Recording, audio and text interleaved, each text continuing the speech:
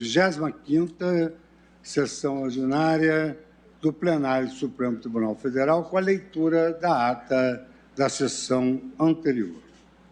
Ata da 26ª sessão extraordinária do plenário do Supremo Tribunal Federal, realizada por videoconferência em 2 de setembro de 2021.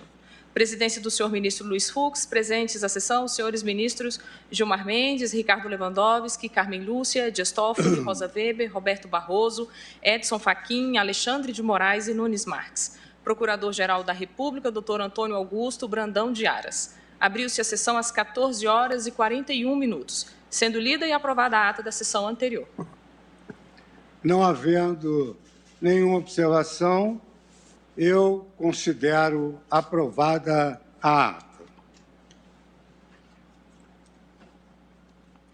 Senhoras ministras, senhores ministros, senhores magistrados brasileiros de todas as regiões do país, da Justiça Estadual e Federal, a incluídos juízes, desembargadores e ministros dos tribunais superiores, excelentíssimo senhor Procurador-Geral da República, doutor Augusto Brandão de Aras, senhoras advogadas e advogados, cidadãos brasileiros.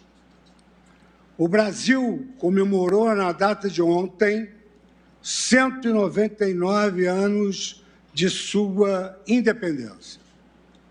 Em todas as capitais, em diversas cidades do país, cidadãos compareceram às ruas. O país acompanhou atento o desenrolar das manifestações e, para a tranquilidade de todos nós, os movimentos não registraram incidentes graves. Com efeito, os participantes exerceram as suas liberdades de reunião e de expressão, direitos fundamentais ostensivamente protegidos por este Supremo Tribunal Federal.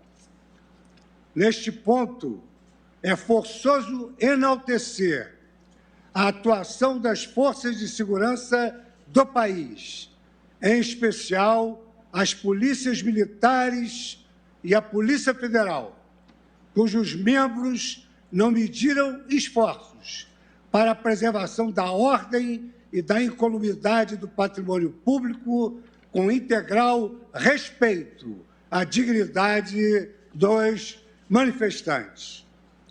Destaque-se por seu turno o empenho das Forças Armadas, dos governadores de Estado e dos demais agentes de segurança e da inteligência pública que monitoraram em tempo real todas as manifestações, permitindo assim o seu desenrolar com ordem e paz.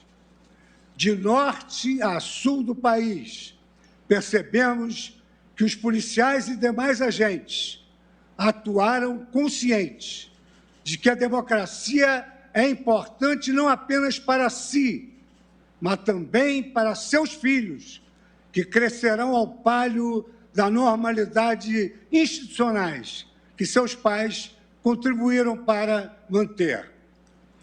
Este Supremo Tribunal Federal também esteve atento à forma e ao conteúdo dos atos realizados no dia de ontem. Cartazes e palavras de ordem veicularam duras críticas à Corte e aos seus membros, muitas delas também vocalizadas pelo senhor Presidente da República em seus discursos em Brasília e em São Paulo. Na qualidade de chefe do Poder Judiciário e presidente do Supremo Tribunal Federal, impôs uma palavra de patriotismo e de respeito às instituições do país. Nós, magistrados, ministras e ministros do Supremo Tribunal Federal, sabemos que nenhuma nação constrói a sua identidade sem dissenso.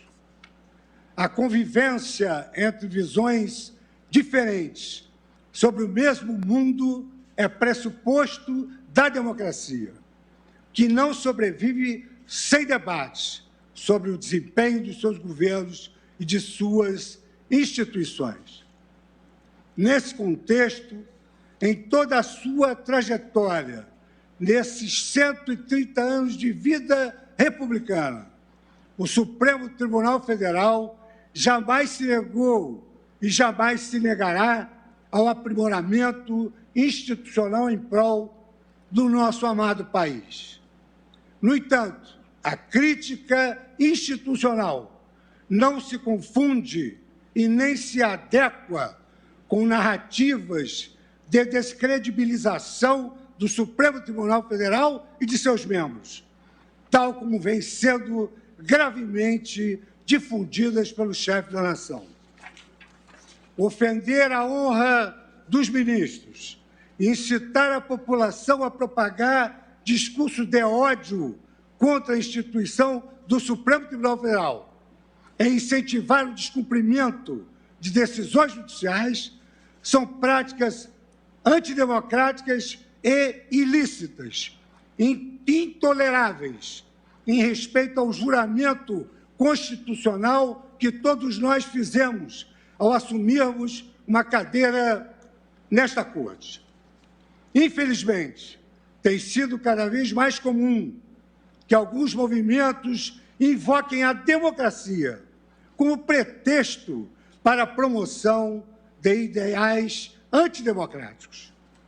Estejamos atentos a esses falsos profetas do patriotismo, que ignoram que democracias verdadeiras não admitem que se coloque o povo contra o povo, ou o povo contra as suas instituições. Todos sabemos que quem promove o discurso do nós contra eles não propaga a democracia, mas a política do caos. Em verdade, a democracia é o discurso do um por todos e todos por um, respeitadas as nossas diferenças e complexidades. Povo brasileiro, não caia na tentação das narrativas fáceis e messiânicas, que criam falsos inimigos da nação. Mais do que nunca, o nosso tempo requer respeito aos poderes constituídos.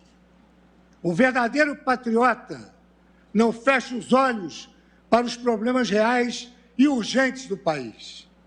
Pelo contrário, procura enfrentá-los, tal como um incansável artesão tecendo consensos mínimos entre os grupos que naturalmente pensam diferentes. Só assim é possível pacificar e revigorar uma nação inteira. Imbuído desse espírito democrático e de vigor institucional, este Supremo Tribunal Federal jamais aceitará ameaças à sua independência, nem intimidações ao exercício regular de suas funções.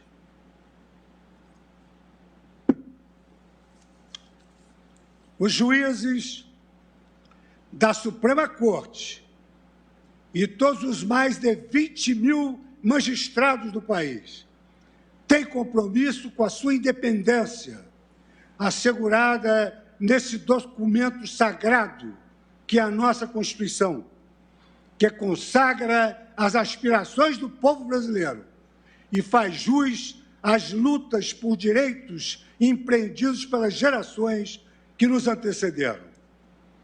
O Supremo Tribunal Federal também não tolerará ameaças à autoridade de suas decisões.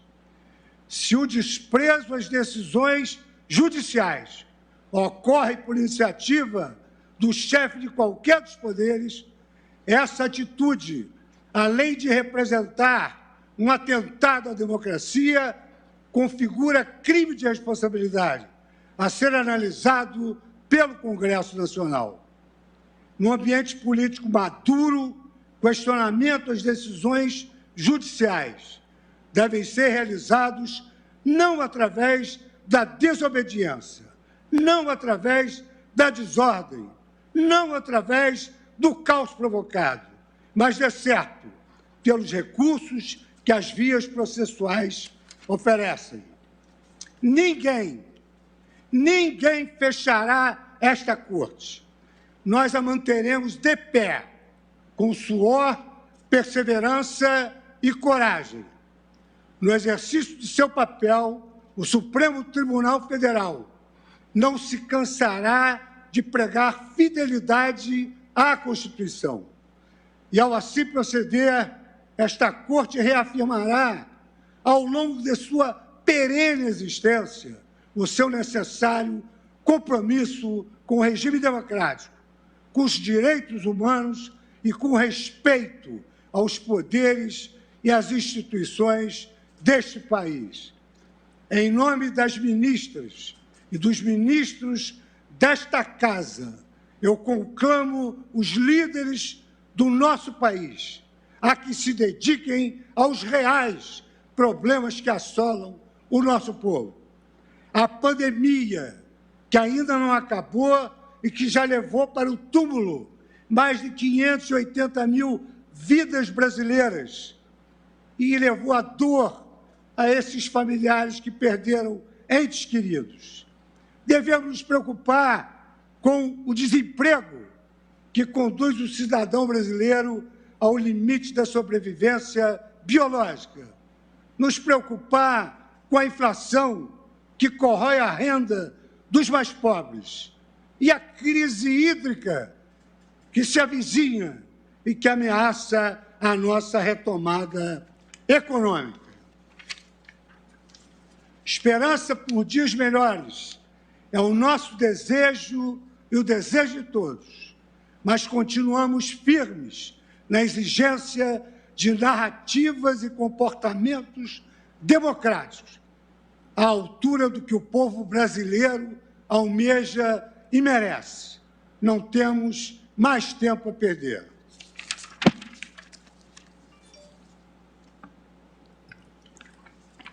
Anuncio agora o processo recurso extraordinário. Eu passo a palavra agora ao Procurador-Geral da República e peço desculpas que me foi dado o sinal de iniciar o julgamento. Concedo a palavra agora a Sua Excelência, o Procurador-Geral da República, doutor Augusto Brandão de Aras. Excelentíssimo senhor ministro Luiz Fux, presidente do Supremo Tribunal Federal, na pessoa de quem cumprimento as senhoras ministras, os senhores ministros desta Casa e aos demais membros do Judiciário Brasileiro. Caros colegas do Ministério Público Brasileiro, nobres advogados, demais autoridades, servidoras e servidores, senhoras e senhores. Acompanhamos ontem uma festa cívica com manifestações pacíficas que ocorreram hegemonicamente de forma ordeira pelas vias públicas do Brasil. As manifestações do 7 de setembro foram uma expressão de uma sociedade plural e aberta, característica de um regime democrático.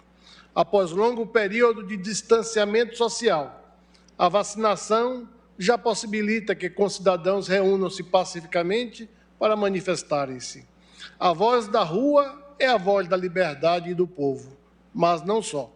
A voz das instituições que funcionam a partir das escolhas legítimas do povo e de seus representantes também é a voz da liberdade. Como previsto na Constituição Federal de 88 e em nossos sistemas de leis, discordâncias, sejam políticas ou processuais, hão de ser tratadas com civismo e respeitando o devido processo legal e constitucional. Mencionando a doutrina do ministro Marco Aurélio, abro aspas, o devido processo é a liberdade em seu sentido maior, fecho aspas. O próprio povo brasileiro, em 88, outorgou-nos a Constituição, chamada de democrática, que é o nosso consenso possível e que todos juramos observar e proteger. Então, como previsto na Constituição Federal de 88 e no ordenamento jurídico erigido a partir dela, quando discordâncias vão para além de manifestações críticas, merecendo alguma providência, hão de ser encaminhadas pelas vias adequadas, de modo a não criarem constrangimentos e dificuldades, que saem injustiças ao invés de soluções. Eis o primado do devido processo em face do voluntarismo.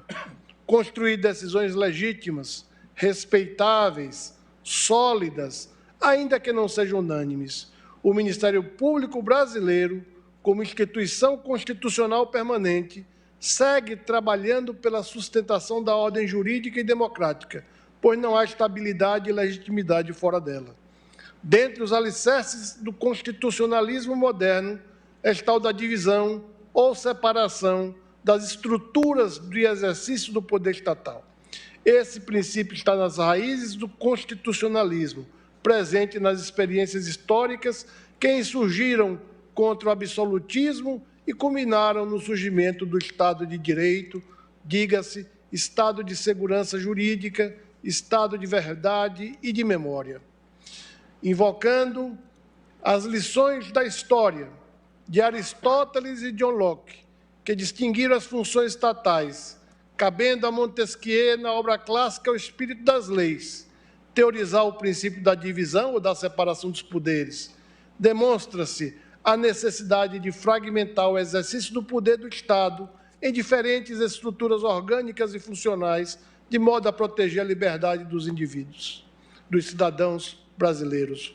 O princípio da separação de poderes foi acolhida na Constituição Americana de 1787, na Constituição Francesa de 1791 e tornou-se verdadeiro dogma da ciência política e do direito constitucional, a ponto de se dizer que não há verdadeiramente Estado constitucional sem a adoção formal e material desse princípio. No Brasil, a separação e a harmonia entre os poderes foi adotado desde os projetos da Constituição do Império e integra a nossa história constitucional, sendo um dos marcos estruturantes da nossa República. Tamanha é a sua importância que o professor Paulo Bonavides, em seu curso de Direito Constitucional, coloca o princípio da separação de poderes como a garantia máxima da Constituição democrática, liberal e pluralista.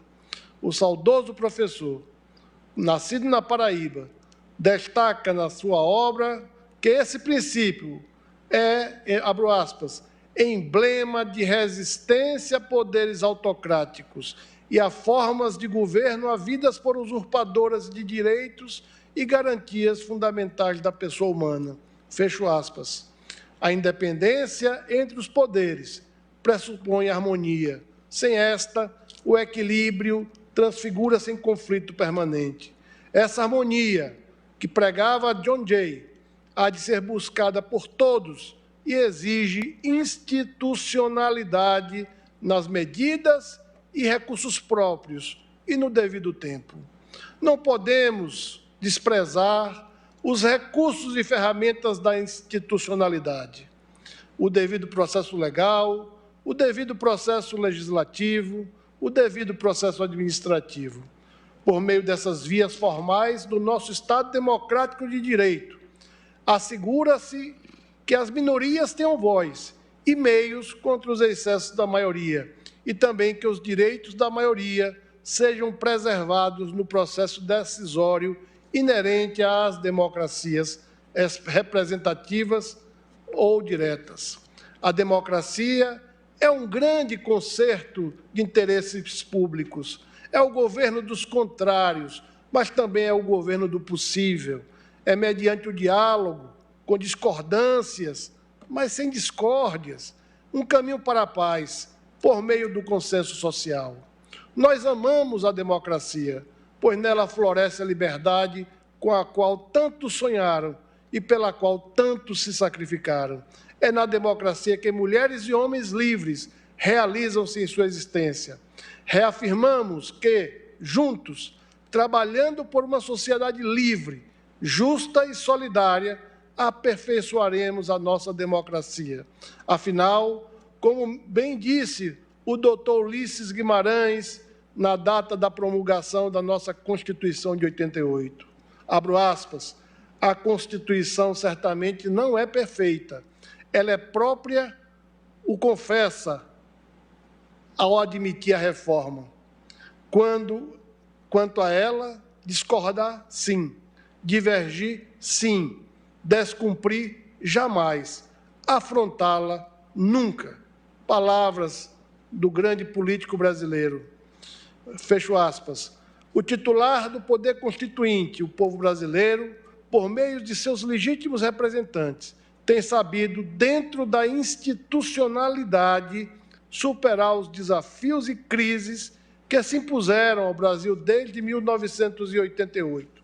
E o Ministério Público brasileiro atua e atuará para quê? Com diálogo, e a independência e a harmonia. Continue e continuemos juntos a perseverar nesse percurso para o engrandecimento do nosso Brasil. Muito obrigado, senhor presidente, senhoras ministras, senhores ministros. Muito obrigado, excelentíssimo senhor Procurador-Geral da República, pela sua fala, mais uma vez, peço as escusas, e Vossa Excelência teve a humildade de nem me chamar a atenção de que gostaria de falar, não me lembrei a tempo. Obrigado, presidente.